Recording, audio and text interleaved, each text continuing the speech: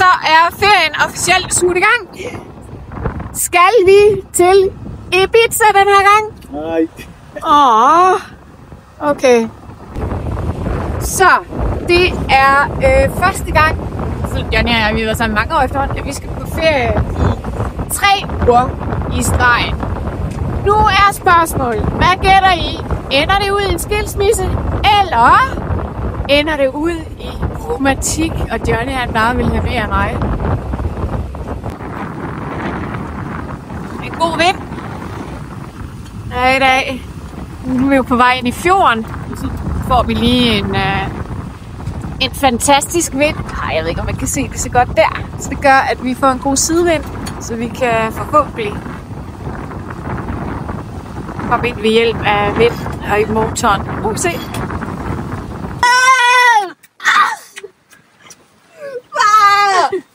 Det var et uhyggeligt monster! Ja, det kan jeg godt se. Meget hyggeligt monster, ja. Du smager af aromat, det var da helt vildt. Ej, ret. Hvordan kan det lade sig gøre? Udfisen. Yes, det er forkert. Jeg kan ikke finde op. Super flot indgang i Haderslev Fjord her. Wow! Wow. Jeg kan godt få et til. Nej, du har jordbærkarantæne. Au. Ja, når man er modig. Så står og venter på, at dyserne der springer op, vandspringerne starter. Og det forhåbentlig går galt, så bliver det sjovt at se på film. Come on, dyser. Come on, springvand. Det var vist godt, det ikke var der, hvor du stod, hva'?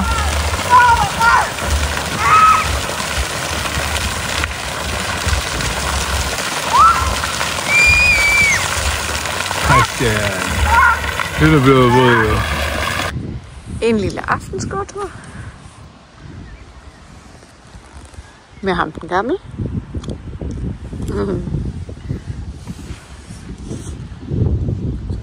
Ja.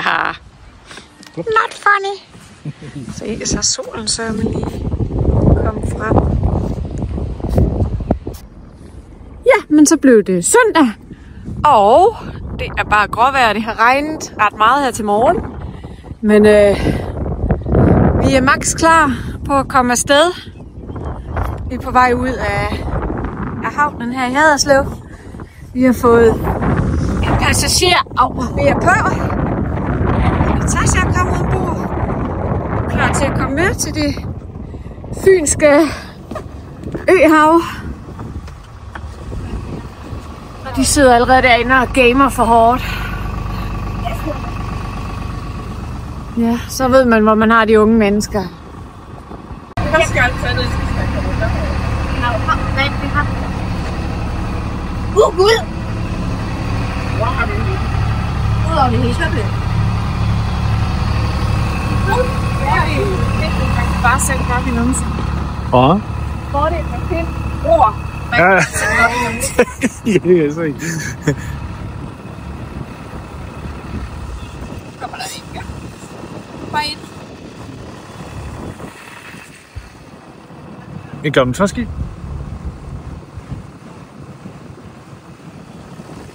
skulle ret ind med ord alligevel, hva'? Vi vil bare lige have botstyret for hårdt. Ja. Ja? Ja, det er vist kun for kvinderne, tror jeg. Jeg så det. Ja, nå, okay.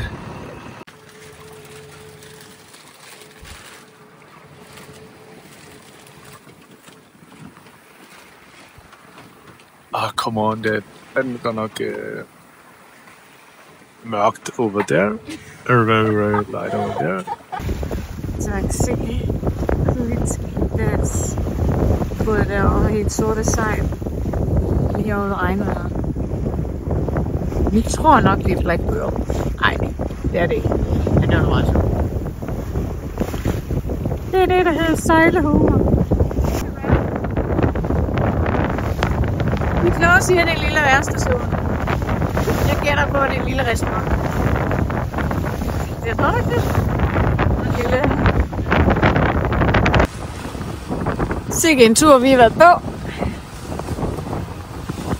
Klokken den er 16:52, og vi har sejlet i hvert fald siden 10:30, måske lidt før. Nu trænger vi også snart til at komme i land. Men det er lige derinde, forhåbentlig. Solen skinner. Alt er godt. Vi skal lige have filmet premieren jo. Ja, på vores nye elmotor. Der blæser så lidt flag ind over hele tiden, så jeg ikke kan se Johnny. Så finder jeg lige Christian. Vil du have din telefon med? Nej. Johnny? Ja. Nej, okay. Far, du kan være på båden. Og I vælger ikke at tage årene med i tilfælde, at det går galt? Nej, vi stoler på den. Okay. Nej. Jamen, jeg filmer snart, I er bare banditten. Nu skal du holde den endelig op. Ja, 100%. Så er det. Okay. Oh my god. Nej, det skal jeg bare her holde øje. Kan du høre dem? Nå, den er lidt. Eller er den fint nok afstand, ellers kan du strække den lidt ud sådan her. Ja, det. Du prøver? Er den i gang? Ja, så bare drejer. Shit, den siger ikke en skid. Du er ikke. Den er ikke i gang. Nej, den er ikke. Jeg kan da se, den ikke er i gang. Du bare drejer. I flyder. Nå, så hold lidt. Hold lidt. Det kan vi teste. Oh my god. Så er nu klar. Nu er den klar. Vi sejler. Så sejler du. Der sker ikke noget. Motoren er helt stille. Propelleren drejer ikke rundt. Det er fandme en skidt premiere, det her. Kæft, det er fordi, man skal lige huske at sætte det frem og tilbage. Hvor fanden var det her nu? Det er heroppe, hvor man vælger. Det er det ikke. Den er vælger det hele. Det er allerede glemt. Hvad er det, du skal vælge? Jamen, man skal selvfølgelig lige sætte den i gear, om man til frem eller tilbage. Nej, det skal ikke. Nu virker den. Nu sker der et eller andet. Jo, men dig, det er frem. Ikke så meget fra, vel? Nå ja, men god tur, I to. Ja. Jamen, så er det afgang fra Fyns Hav og ud i den virkelige verden igen. Se om vi kunne undgå lidt af de her enormt store bølger, som vi havde i går. Det kunne være dejligt. Men er de der, så er de der.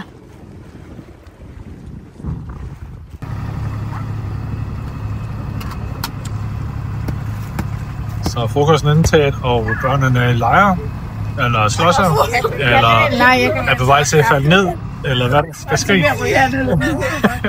Om ikke ret lang tid, om ikke alt for lang tid, så er vi i Ærøskøbing, right there, hvor vi kommer til at anker.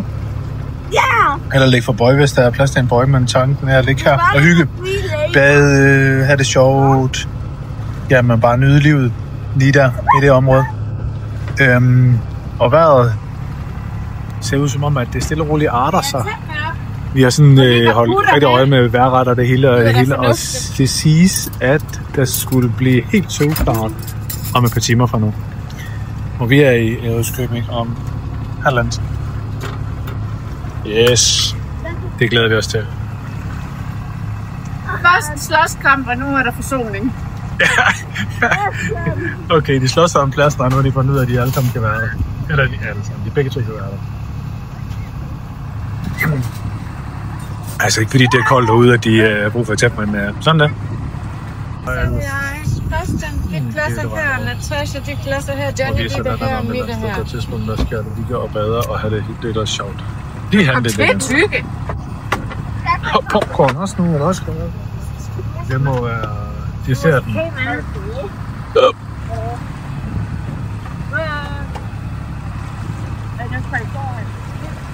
Ikke dårligt. Det er sindssygt elegant. Hvad siger du? Jeg gider altså ikke lige sætte det der ordentligt på, for det var lige... Ja, okay. Sådan. Helt vildt ballade her. De der popcorn, de dufter godt. Jeg tror også, at jeg skal op og stjæle på popcorn. Er du ikke med, Christian? Ikke i den her omgang. Nå, han er ikke med i den her? Nå, næste omgang. Nu kan vi bare gå i gang, og han spurgte. Nå, okay, ja. Og næste er han med. Se, at anker, eller hvad hedder bøjerne er i hvert fald optaget derude, så vi kommer nok til at smide anker derude. Ja. Men så tager du styrpinden.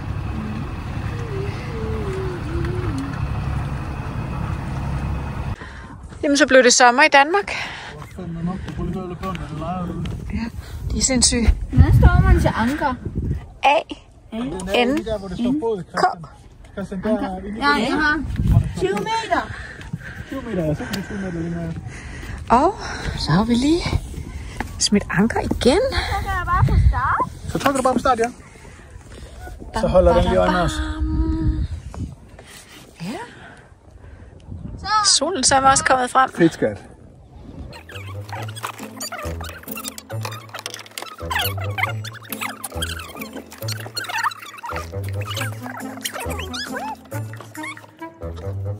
Skal du have en telefon også? Vil du have telefonen med, eller skal den ikke med på tur? Hvad du siger? Er du sikker på, at du vil have den med? Okay, det første tur uden. Jeg tror ikke, den er så langt. Nå, men god tur. Christian, han er henne på Bøje, kan jeg se. Han er sus på Bøje. Nå, god tur. Du kan se så meget bedre at styre den nu. Og så vend lige den ordentligt, Natas. Du skal vende paddlen om. Sådan der, ja.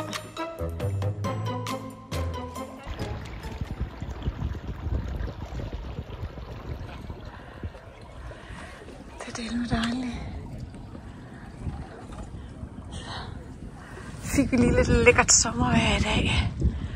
Og de har faktisk varslet skybrud hjemme i Vojens.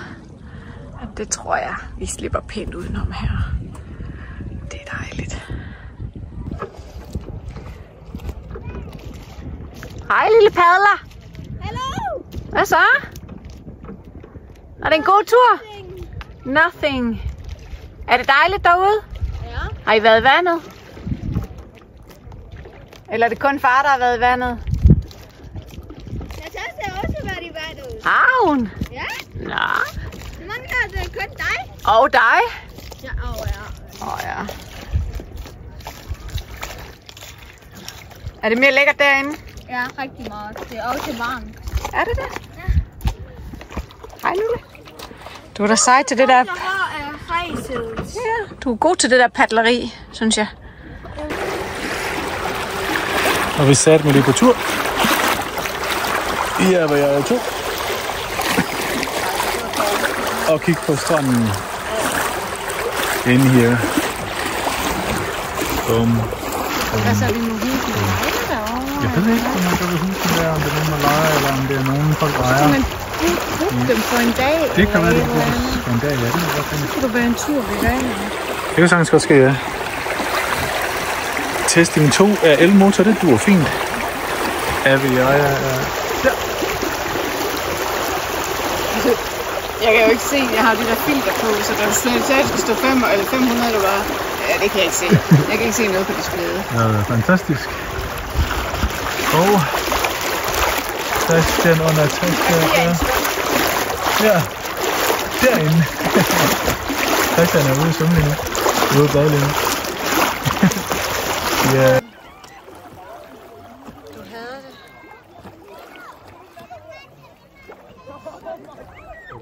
Dansk vand. Så er jeg sgu på solotur derinde for det flotte strandområde. Og så lige hjem. Ja, enhver der kender mig, eller kendskab til mig, ved, at det der med vand, det er sgu ikke så meget mig. Altså svømme i hvert fald. Så jeg sejler retur. Så her er det lige ligge og hygge mig lidt i solen. Nu sejler jeg lige en tur rundt. Og hvad vi ejer.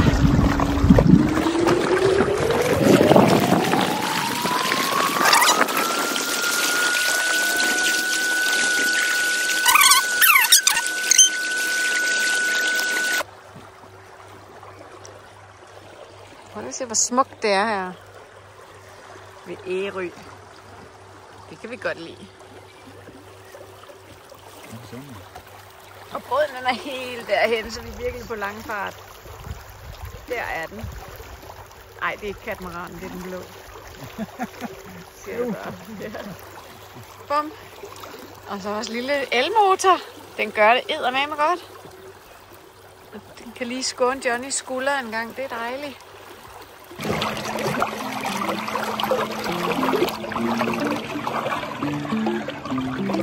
Tog jeg der lige en tur ud i en lille gummibåd for at tage en lille video af aftensolen.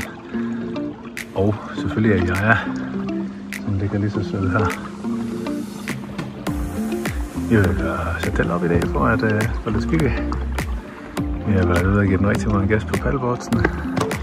Børnene og jeg har konen knap så meget. Ej, hun har faktisk været i vandet i dag.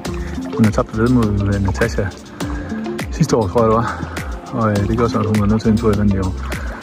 Det er ikke noget, hun er helt vildt stolt af, men hun bliver nødt til det. Nu skal vi se, hvad der sker, når vi kommer rundt her. Det var helt fantastisk i dag. Se de der. Wow, det er fedt. Super fedt. Super fedt. Virkelig lækkert sted. Jeg har ikke helt lige fundet ud præcis, hvad der er noget, der lejer.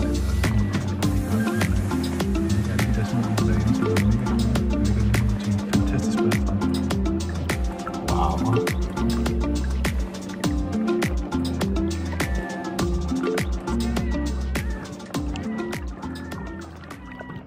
Christian og vi skal sove udefra i nat. Så jeg tror, at de er i gang med at bygge den lidt om. Fordi tanken det er, at ham og jeg, eller Christian kunne godt tænke sig, det gjorde vi i Grækenland også, det var ved et vennepar. Iben og Henrik ud og sejle i deres båd, så var vi også udefra en nat. Og nu har vi intention om at gøre det igen i nat.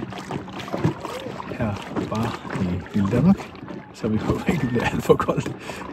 Men det ser vi jo. Ellers så kan vi jo altid gå ned igen, hvis det er. Kære Johnnys hule. Hey, jeg hedder K.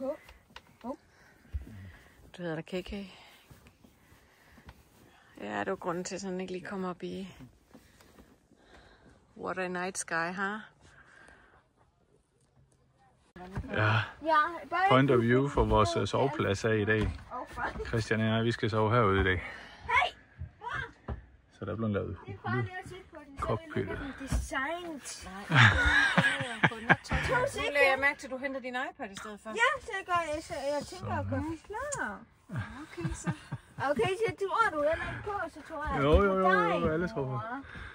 Det bliver så sejt, skat.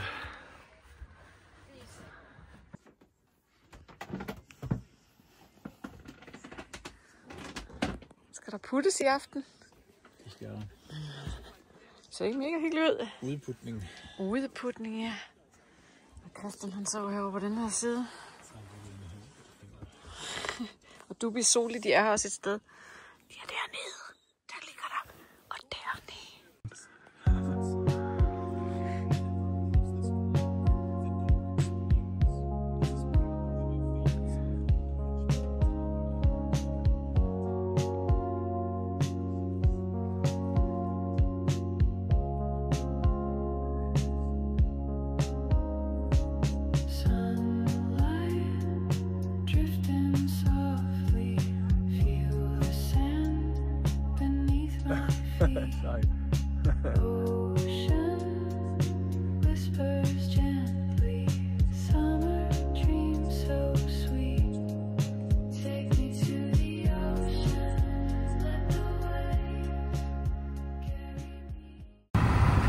Og det var helt igennem en romantisk dag i går, og i dag har vi så bare overskyet. I dag er det romantisk overskyet, som konen siger. I dag er det romantisk med romantisk overskyet. Tømmermænd. Nå ja, tømmermænd. Det var sgu hårdt at sove udenfor. Der er mange lyde. Der er også en førstegangsankning, kan man sige, med overnatning for vores vedkommende. Den var også der lidt som sådan. Der var en ankeralarm i nat. Ikke at det havde nogen betydning. Den var bare sat en anelse forkert, tydeligvis. Ja, så lader vi det til næste gang, som højst sandsynligt bliver indret længe. De to dernede har også til dem, men især Christian, han er så ude fra i nat sammen med mig jo. Det var hans drøm, hvor han så ude. Jeg garanterer, det gør du bare, skal. Jeg garanterer dig, for han har bare ikke kunnet sove. Altså, det var så smukt i nat, det var så smukt i aftes, og da klokken den var helt 2-agtig noget, eller klokken 2 cirka, tror jeg. Der sidder han stadigvæk og kigger ud. Kigger jeg sådan op for en gang imellem, kan jeg se, at han sidder og kigger op og nyder bare at være ude i det her. Ja, det var helt smukt i går op til, som sagt. Helt skyfri himmel og stjerner på himlen, og vi har lys hele vejen rundt om båden, og ja, så han kunne ikke sove. På han så til morgen, der så han sådan en sten, og lige nu er han fandme træt. Så ja. Vi er på vej til Marstal. Lige tuller ud af Ærøskøbing, hvor vi jo som sagt overnattede i går. Fantastisk sted. Varmt anbefales. Især i godt vejr. Stranden er fantastisk. De kører rundt med traktor dernede og fjerner alt tangen på stranden. Hvad sker der, mand? Det er med luksus. Det kan Johnny jo lide. Det er 5,3 her i det her område. Det siger altså 4,8.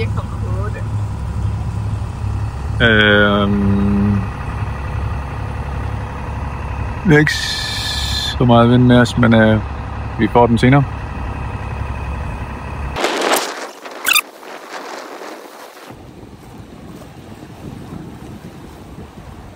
Wow.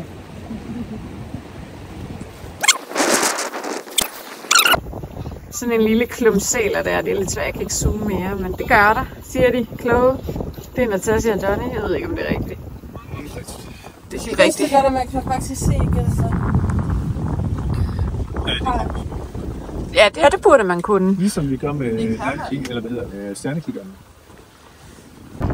Vi er så meget forfulgt, altså. Og lad os se, og den er eddermame travlt. Mip, mip, siger den lige. Men, når vi lige synes, det ligner, så synes vi, det ligner, at den der speedbåd, den kommer med sol. Det satser vi lidt på. Og Marstal lige derinde. Kan vi dele med en og proviantere. Og i bad. Meget i bad. Vi skal i bad uanset hvad, så må vi lægge os udenfor. Vi skal ind og bade.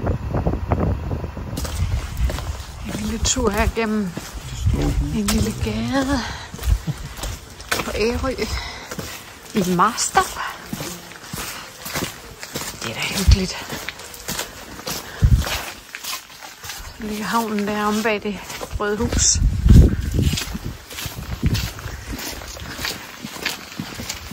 En skam, man ikke kan dufte på video, men det dufter altså dejligt af blomster.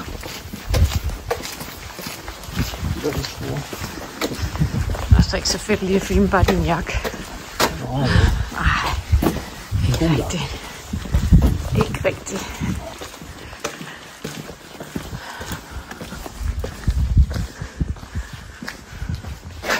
Nu er vi officielt faret vild i Marstal. Nå, så parkerer man bare lige der halvt i et kryds. Fedt nok alligevel. Ja. Der er ikke mange Marstal-kopper herovre. Nope. Der er noget spændende. Prøver vi gå op af. Jeg kan også gå ned på havnen og komme ned. Ej, vi skal lige have en tur igennem gaden, fordi jeg filmer lige til Natasha her. Så hun kan se lidt hyggegågade, hvor hun er gået glip af.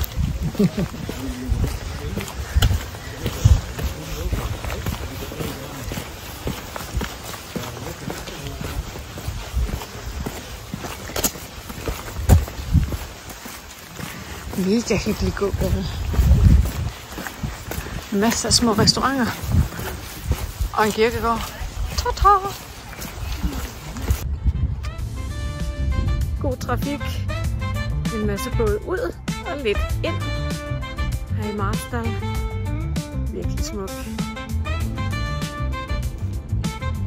Vi har også nogle. Der er 3 både bagved os, der er også på vej ud. Så.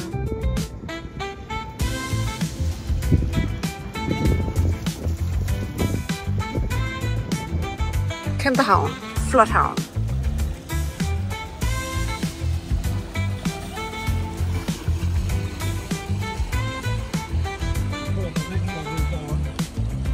Hvad? Ja.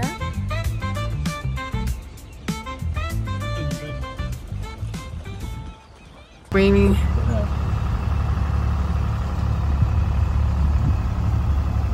Der er nogen, der er ved at lave bål. Ja, som nu er. Ja. Godt, vi bliver blæst igennem endnu. Lidt endnu. Og se, den er 46,9 fod, den der i mig, der er sådan steder. Ja. Det er vildt. Det er vildt. Det er vildt hjemme i lille Danmark, der er sådan en der med hjemme til. Det er noget af en lækker færge.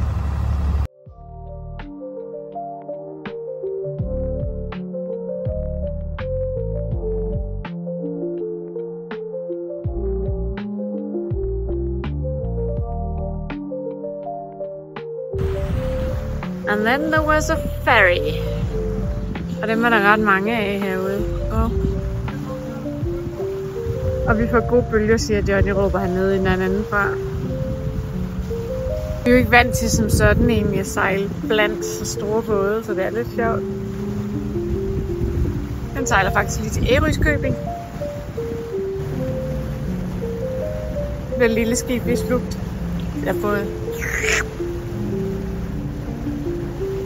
Vi kommer tæt på den. Og så får vi lige nogle efterdynger nu.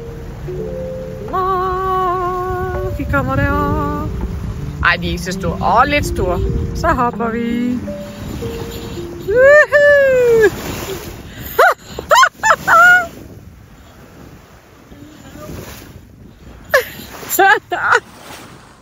Ej, shit, mand. Og det var meget sjovt. Der kommer lige lidt flere. Nå, så fik vi lige lidt swoopy efter færgen. Nøp. Så lad os kigge på det. Vi nærmer os Svendborg med små skridt. Ja, men jeg er så glad. Men den her, den er det jo ikke.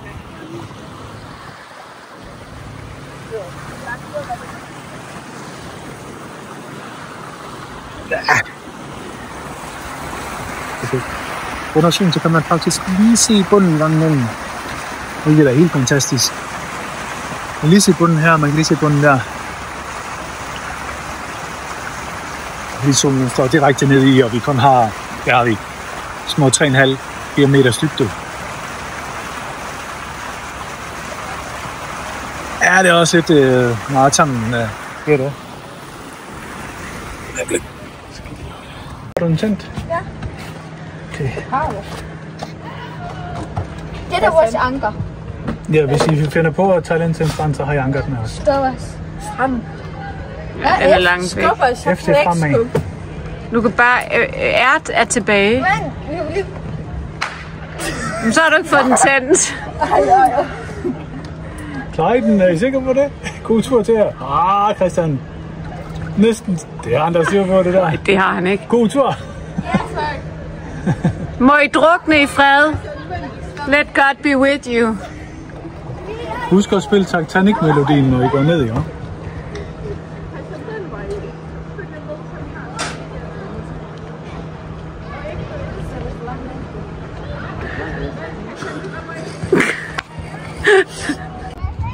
Eventyrslystne. Hej!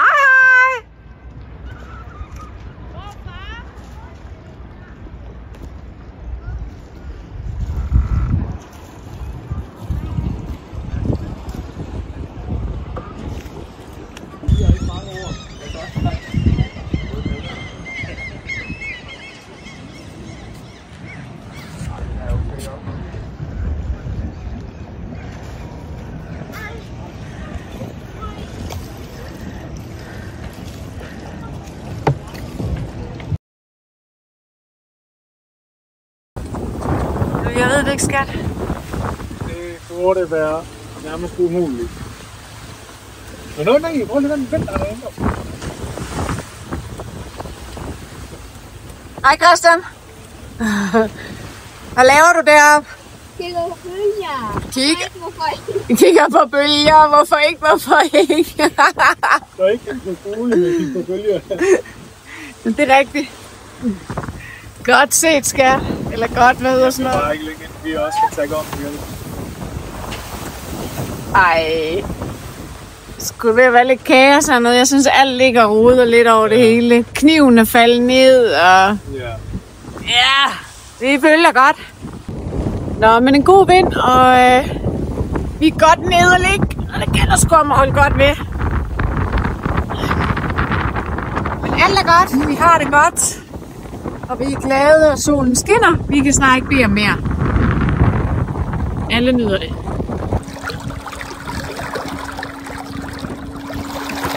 Jeg holder øje med dig. Jeg holder øje med dig. Ses lige om lidt. En lille mand og kone tur. Dingevej. lige ind i den havn, som vi troede, vi skulle ligge i.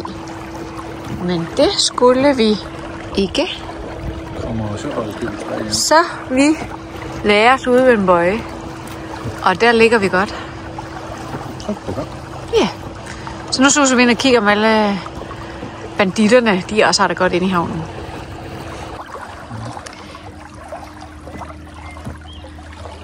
En tur ind i Lundeborg havn. I Dingen. Vel og mærket. Vi har været herinde i den store. Ja, det er ikke plads til. Nej, nu sejler vi. Nu skal vi rundt i alle lommer og kigge. Ja, det er rigtigt. Vi skal lige over i en af de andre. God aften. En lille pool derovre. Det er så fint. Og så vi generer bare ikke nogen med den her lille... På ingen måde generer. Nej. Skulle lige sejle udenom den båd der. Ja, jeg er blevet efterladt. Gummibåd, det skal ikke så meget ved det. Ja, ja. Hej, hej.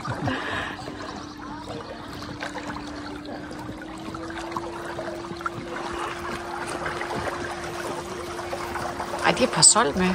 Gud, så skulle jeg tage nakke den der Coca-Cola Parasol alligevel, hva'? Var det godt til? Nej, så tæt på, du er en lille havenisse, er du. Ja, kom der nu, der sejler alle bådene. Afsted skal der. Jeg har faktisk ikke haft gang i herovre. Så en gang i noget nyt herovre. Spændende.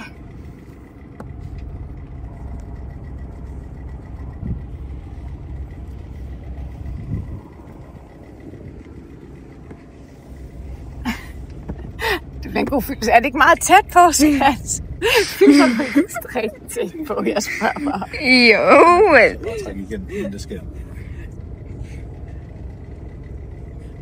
Jeg synes, du er meget close up, Christian.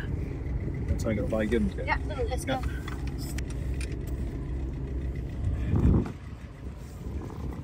It's a close-up picture, honey. You little devil. Du er så fræk, du. Så tog det. Nu skal jeg lige se her. Prøv på. Og skal jeg se, hvordan det her det er gjort.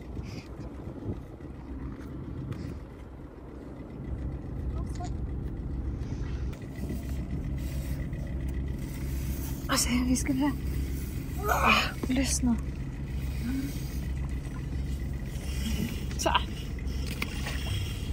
Så kan du vente ham til. Bare sige ham lige om 3.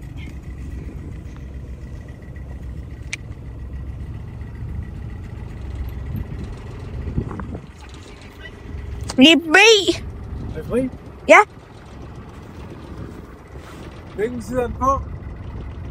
Lige på. Er den lige på? Ja. Nu er det mere bagbord. Ja.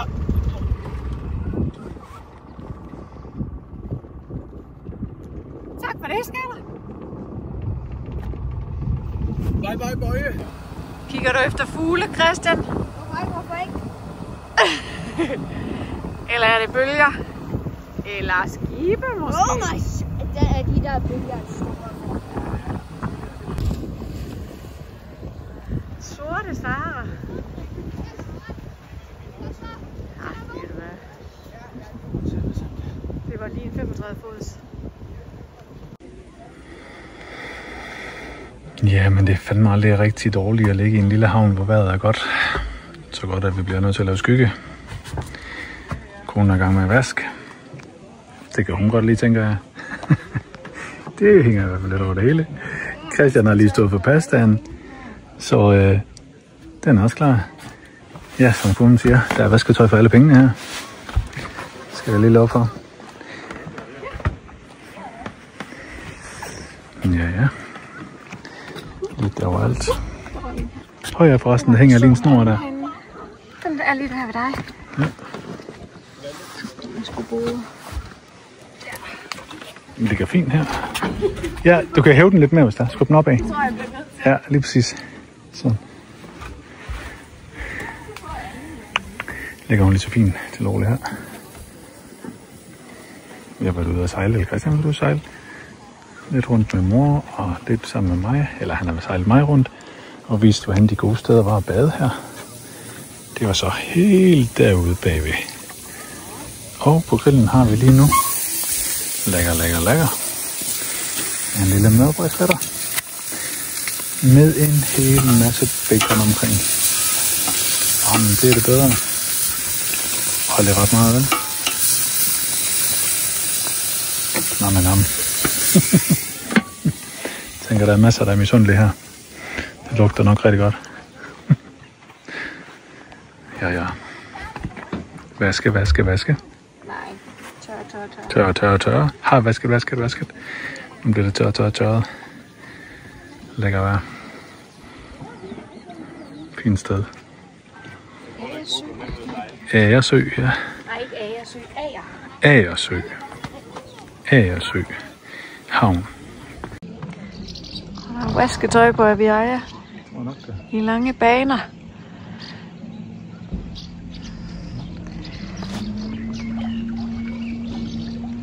Der er sådan et lille hul derinde. Aften. Hygge. Råstået. Bad. Råstået. Masser af hygge. På havnen. Fantastisk. Ja, det kan noget. Sikkert er et sted. Sikkert er en dag. Sikkert er et vejr. Fantastisk. De to banditter er i gang med at børste tænder. Jeg skal gøre det samme. Sengetid lige med lidt. Ikke noget vind. Ikke noget, der raser. Ingen bølger at sove i. This is gonna be so amazing tonight. Vores første uge af sommerferien sejlede vi fra Oddesund til Haderslev, hvor vi samlede Natasha op. Så sejlede vi videre til Fynshav, over til Ærøskøbing, Marstal, videre til Svendborg, hvor Natasha blev sat af. Så sejlede vi til Lundborg og sluttede vores første uge af med Agersø.